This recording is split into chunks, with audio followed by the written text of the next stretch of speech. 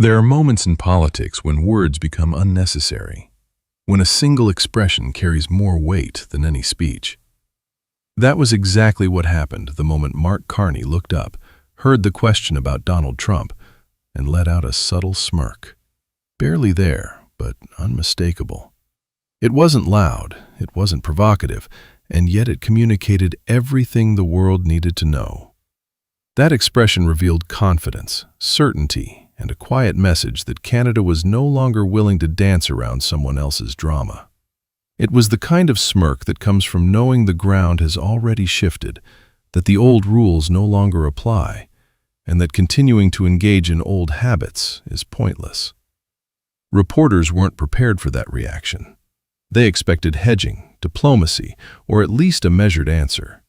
Instead, they got the unspoken truth. Canada is done being cornered, baited, or dragged into theatrics that distract from real issues. And the way Carney carried himself after that moment made it clear the smirk wasn't accidental. It set the tone. It told the room, and the world, that Canada now operates on its own terms. But what came after the smirk didn't just reinforce that message. It changed the entire conversation. It began with a deceptively simple question. A reporter asked whether other countries regretted the deals they signed with Donald Trump. The question was loaded, carefully shaped to pull Carney into a headline. Instead of answering with long explanations, he smirked.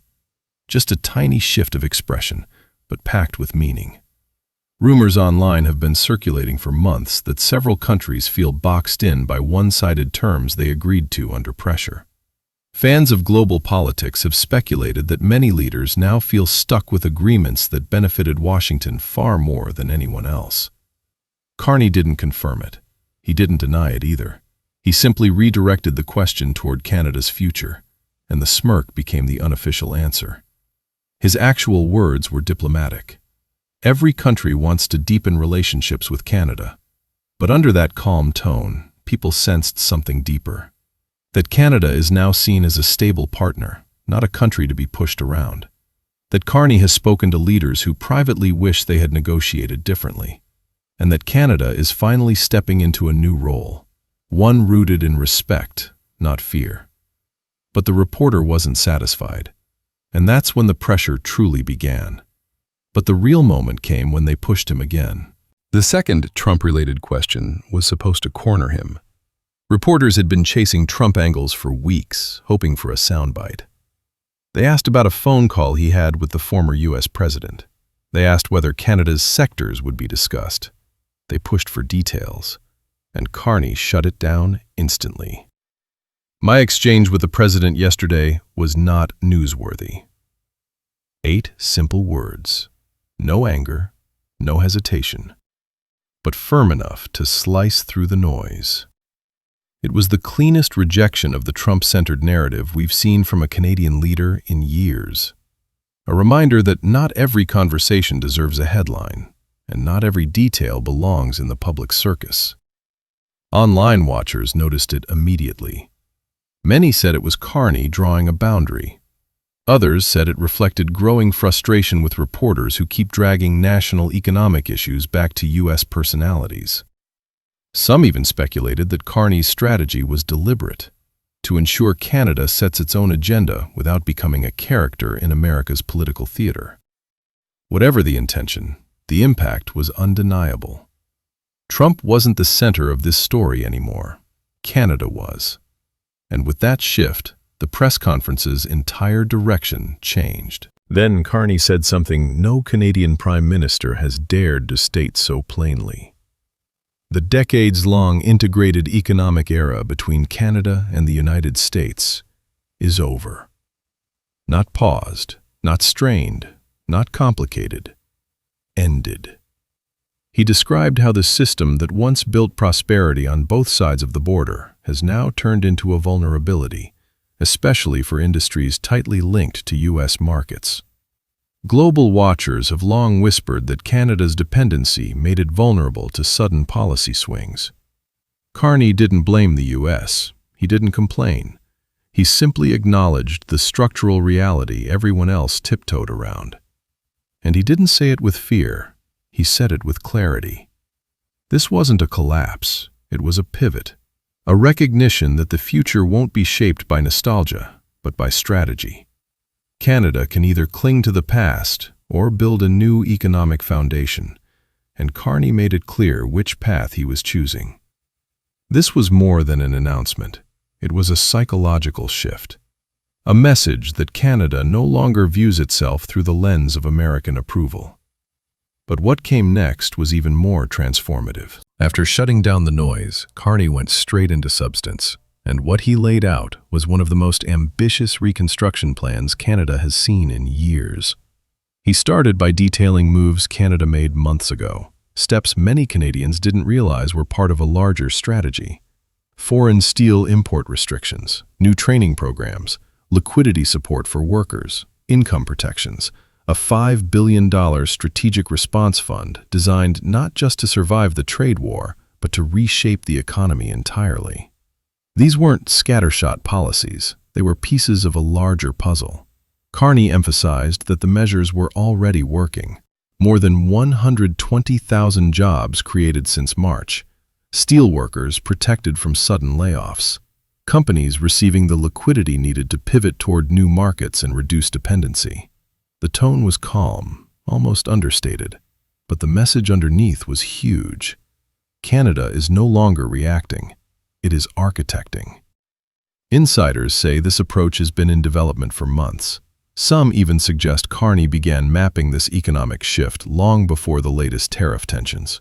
If true, it means Canada is executing a long-term playbook, one that isn't shaped by fear of U.S. politics, but by Canada's own strategic interests. But then Carney made a move that changed the steel industry overnight. For decades, foreign producers have taken advantage of loopholes, dumping cheap steel into Canada and squeezing out Canadian firms. Previous governments acknowledged the issue, but rarely acted forcefully. Carney broke that cycle. He announced sweeping limitations on foreign steel entering Canada's market. The numbers were staggering, reducing non-CUSMA imports to 75% of previous levels, unlocking over $540 million in additional market access for Canadian producers, enforcing a strong Buy Canadian rule for all federal projects over $25 million. This wasn't protectionism, it was self-preservation. Canada cannot build its future using foreign materials while its own producers struggle.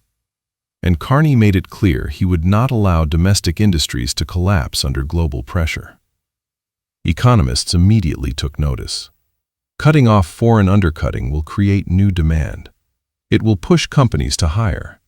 It will give Canadian steel a renewed competitive edge. But Carney wasn't done, because the next move hit the entire supply chain at once. Most people don't understand how transformative freight costs are. Lowering them by even 5% can shift national pricing. Carney cut them by 50%. Half. For steel, for lumber, for interprovincial transportation. The effects ripple across the entire economy. Cheaper steel means cheaper construction. Cheaper lumber means better housing affordability. Lower freight costs mean lower prices for businesses and families. It supports manufacturing, infrastructure, and supply chains all at once. Few countries have ever attempted a nationwide cost reduction of this scale, but Carney framed it simply. Canadians deserve to feel real relief, not just hear about it. Some analysts speculate this move alone could reshape Canada's competitiveness in global markets. Others say it's one of the smartest economic triggers in years. Quiet, powerful, and deeply effective. But while Canada was restructuring internally, something major was happening overseas, and global investors were already watching Canada's rise. What came next in the press conference felt less like an update and more like a global power shift unfolding in real time. Carney, speaking with the same calm assurance he held from the beginning, revealed something that would have dominated headlines anywhere else. The United Arab Emirates is investing an astonishing $70 billion into Canada. Not 700 million, not 7 billion, $70 billion, one of the largest foreign commitments Canada has ever received. And he said it almost casually, as if this was simply the natural result of Canada's new direction. In a world full of economic instability, the UAE's decision spoke volumes. Investors don't gamble with sums this large. They choose certainty, long-term vision, and leadership they trust. And right now, Canada offers all three. But the shift didn't stop there. Carney announced new movement with South Africa, another major economy that is quietly expanding its global presence. Discussions toward a new bilateral investment partnership are already underway, signaling that countries across continents are turning to Canada as a reliable partner in a turbulent world. There's also growing online buzz, unconfirmed but widely circulated, suggesting that other nations are privately exploring similar arrangements, intrigued by Canada's stability and Carney's no-drama economic doctrine. Whether those talks materialize or not, one thing is clear. Canada is no longer waiting for the world's approval. The world is coming to Canada. This wasn't just foreign investment. This was validation. Proof that Carney's calm, deliberate leadership resonates far beyond North America. While some reporters remained fixated on Trump-related distractions, the world's most strategic investors were already making their move. They aren't interested in theatrics, conflict cycles, or political noise. They're betting on predictability, on discipline, on a country charting a coherent path forward. And Canada, under Carney, is becoming exactly that. As the press conference neared its end, reporters made one last attempt to steer the conversation back towards speculation. It was subtle, framed as an innocent question, but the intention was clear. Push Carney into admitting weakness, hinting at failure, or suggesting that Canada was running out of time. They asked whether Canadians should interpret the day's announcements as a sign that no deal with the United States was possible in the near future. For a brief second, the room fell silent. But Carney didn't waver. He didn't entertain the hypothetical. He didn't allow the narrative to slip back into old patterns where Canada reacts to someone else's decisions. Instead, he delivered one of the most grounded lines of the day. You should interpret the announcement as this government doing whatever it takes. It was a simple sentence, but it landed with force. No theatrics, no over-explaining, just a clear message that Canada's actions are guided by necessity, not fear. Observers online quickly pointed out how effortlessly he shut down the attempt to stir uncertainty. Some said it showed discipline. Others said it revealed something deeper. A leader who refuses to let distractions shape national policy. And in that moment, Carney reminded everyone that leadership isn't measured by how loudly one responds to drama, but by how firmly one stays focused on the real work. He explained that the government's responsibility is not to speculate publicly or entertain emotional narratives. It is to safeguard industries, support workers, and prepare Canada for the next decade. His tone was steady, almost quiet, but filled with confidence. By the time he finished speaking, the point was unmistakable. Canada's direction would not be determined by pressure from reporters or fluctuations in U.S. politics. Carney walked out of that room not as someone reacting to events, but as someone shaping them, and the country felt it.